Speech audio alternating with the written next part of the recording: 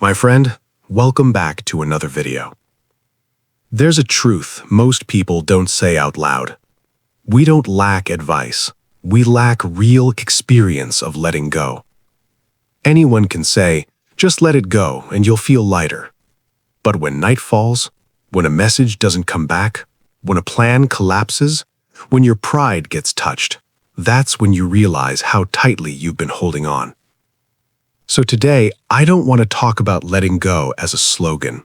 I want us to look directly at what letting go truly means and how to approach it the right way, in the spirit of the Buddha's teaching and in the spirit of walk for peace, compassion, wisdom, wakefulness, mindfulness, and letting go in every step. Most of the time, the common idea of letting go is this. People think you have to give up what you own.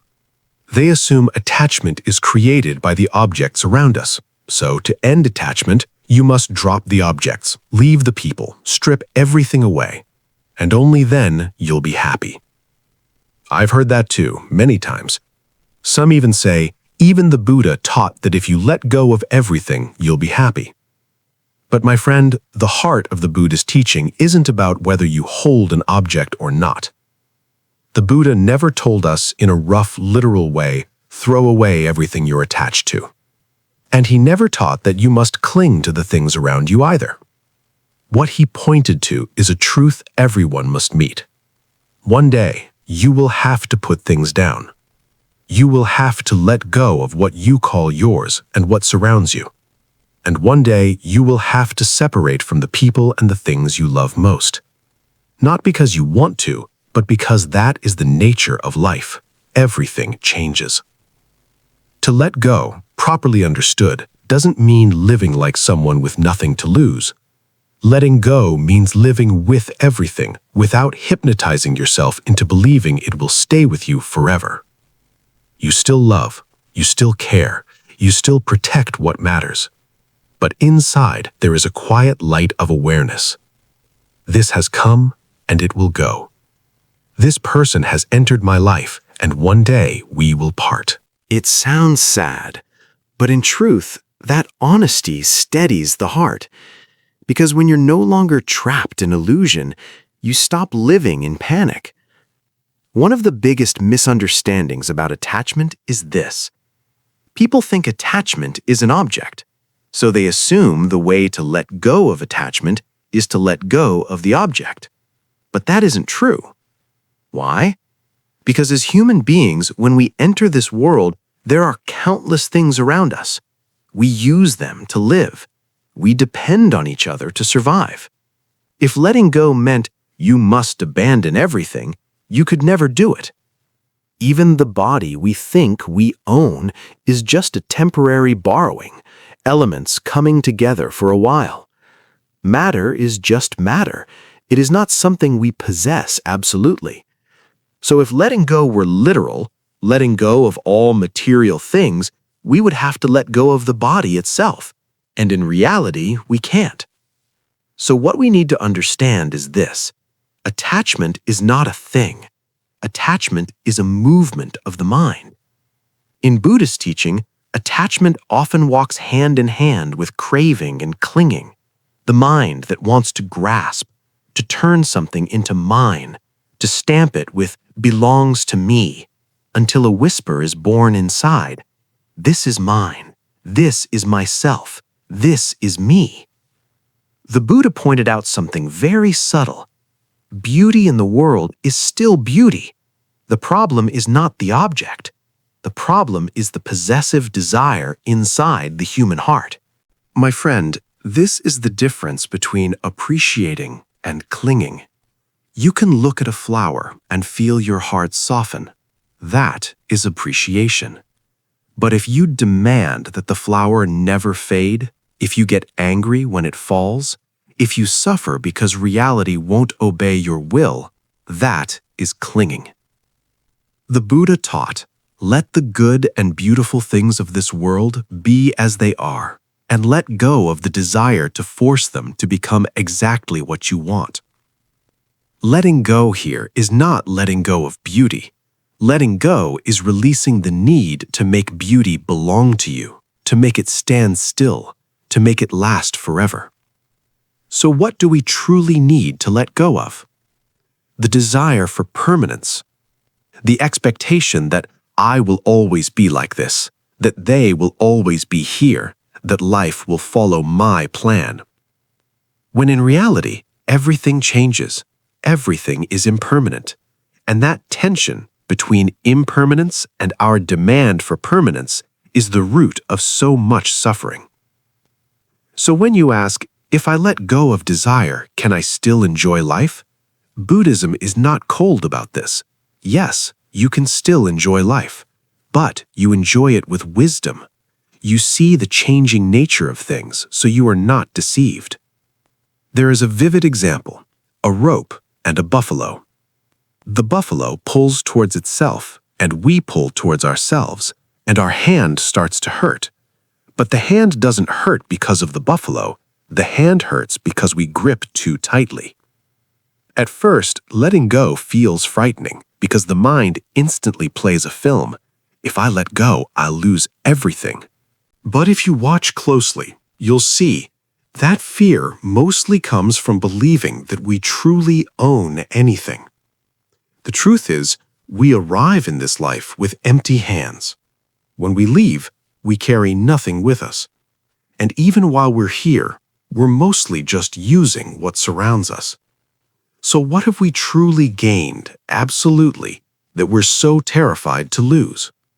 We were never the real owner. So letting go is not about throwing objects away. It's about letting go of the illusion of ownership. And Walk for Peace carries the same lesson. On a long journey, you can't carry everything. Not because you're poor, but because if you carry too much, you won't be able to walk. A pilgrim learns to choose what is truly necessary and what is only weight. And the mind is the same. You can carry love, but don't carry control disguised as love. You can carry responsibility, but don't carry fear that turns responsibility into chains. You can carry dreams, but don't carry the illusion that life must go your way before you're allowed to be at peace. The first step in training the mind to let go is to understand the true nature of life. Everything is shaped by change. Experiences change, emotions change, relationships change, even you change. You cannot step into the same river twice, not because the river betrayed you, but because the water is flowing, constantly changing, never staying in one place. When you see that clearly, you realize thinking life is permanent, demanding that things last forever, is a mistake. It's like a magic show. Before you understand, you're fooled, and you suffer over what isn't truly solid. After you understand, you can still watch, still enjoy, but you're no longer deceived. That is wisdom in Buddhism. Not to drain life of color, but to stop us from hurting ourselves. And when wisdom is present, compassion naturally arises. You begin to soften toward yourself. You stop forcing yourself to be strong right now. You notice fear, and you admit, I'm afraid. You notice the urge to control, and you smile gently. I'm gripping too tightly. Mindfulness here is not a ritual.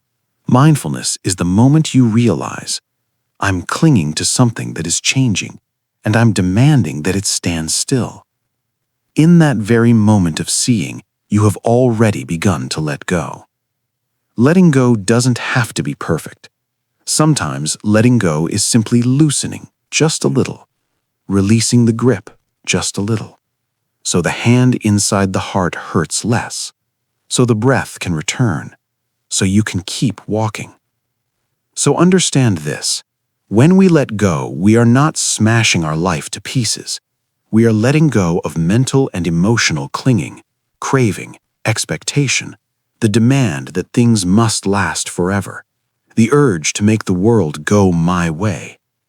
And when you see that clearly, something changes.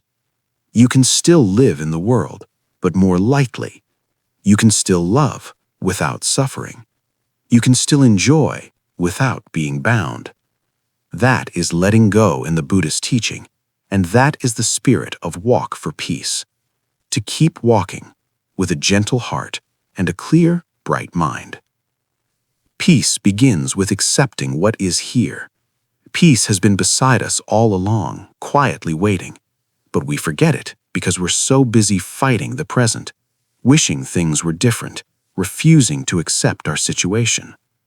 When we don't accept what is, when we battle reality, when we insist that life must change before we can have peace, we cannot live peacefully in the present moment.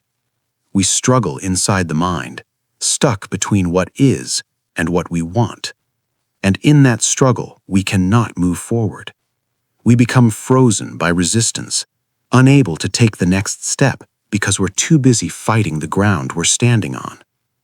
Whether you hold only a piece of bread and accept this is what I have today, you can relax, you can breathe, you can take the next step. But even if someone hands you gold and diamonds, if you can't accept that it's not more, you will keep struggling, keep suffering, unable to move forward. Everything depends on whether you can accept what is here, right now. Acceptance doesn't mean you stop improving your life. It doesn't mean you pretend everything is fine or give up effort. It means you make peace with this moment, so you have the clarity and energy to move forward.